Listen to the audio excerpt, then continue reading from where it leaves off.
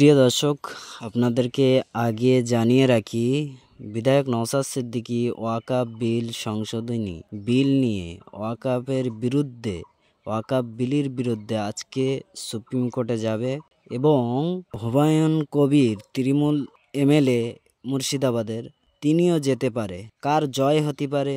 প্রিয় দর্শক, আপনাদের মূল্যবান মতামত অবশ্যই কমেন্টের মাধ্যমে জানান। জয় সবার হোক, সে তৃণমূল নেতা হোক আর আইএসএফ নেতা হোক, আইএসএফ এমএলএ হোক আর টিএমসি এমএলএ হোক। আমরা চাই ওয়াকফ সম্পত্তি আবার ফিরে আসুক মুসলমানদের হাতে। ওয়াকফ সম্পত্তি না যেন দখল করতে পারে, আমরা এটাই চাই। প্রিয় দর্শক, আপনারা যদি এই মতে একমত হন অবশ্যই কমেন্টের মাধ্যমে জানাবেন।